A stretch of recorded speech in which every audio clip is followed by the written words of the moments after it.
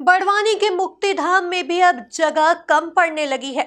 आलम यह है कि मुक्तिधाम में अस्थियां संग्रहित करने में भी परिजनों को दिक्कतों का सामना करना पड़ रहा है।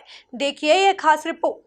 बड़वानी में इन दिनों मुक्तिधाम में शवों का दाह संस्कार करने के लिए जगह कम पड़ने लगी है। आलम यह है कि नवनिर्मित मुक्तिधाम में भी बड़ी संख्या में अंतिम संस्कार किया जा रहा है।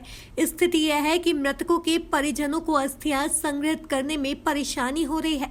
समाज सेवी अजित जैन की माने तो रोजाना 15 से 20 लोगों का दाह संस्कार मुक्तिधाम पर किया जा रहा है। हाँ, ये सही बात है।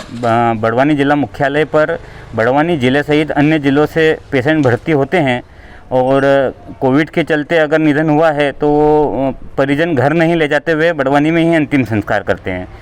क्योंकि फिल्टर प्लांट के पास राजघाट रोड पर अंतिम संस्कार का जो मुक्तिधाम है वो नवनिर्मित है और उसमें भी जगह कम पड़ती है और एक दिन में कम से कम 15 से 20 अंतिम संस्कार रोज होते हैं तो जगह भी कम पड़ती है तो समस्या आती है। कल अंतिम संस्कार की संख्या ज़्यादा थी, लगभग 15 से 20 के ऊपर आंकड़ा गया था। कुछ कोविड सस्पेक्टेड और कोविड वालों को राजघाट पे भी ले जाके अंतिम संस्कार करवाना पड़ा और कल गर्मी भी ज़्यादा थी। इस कारण हमारा एक वहाँ पर जो मुक्तिधाम पे सेवा करने वाला राजा मालविया है वो घबराहट से चक्कर आने के बाद उसको तत्काल अस्पताल में ले जाके भर्ती कराया गया था। हाँ, हिंदू संस्कृति के हिसाब से 3 दिन बाद परिजन अस्थियाँ संग्रहित करते हैं, लेकिन अभी चूँकि जैसे एक दिन में 15 अंतिम संस्कार हुए हैं तो उसी जगह वापस दूसरे दिन अंतिम संस्कार वापस किए जाएंगे, तो ऐसे में अस्थियाँ संग्रहित परिजन नहीं कर पाते हैं। बहुत से परिजन शाम तक वेट करते हैं और शाम को ही अस्थियाँ ले जाने का प्रयास करते हैं।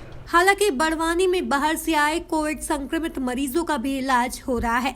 उनकी मृत्यु होने पर बड़वानी में ही उनका अंतिम संस्कार किया जा रहा है, जिसके चलते यह आंकड़ा बढ़ा है।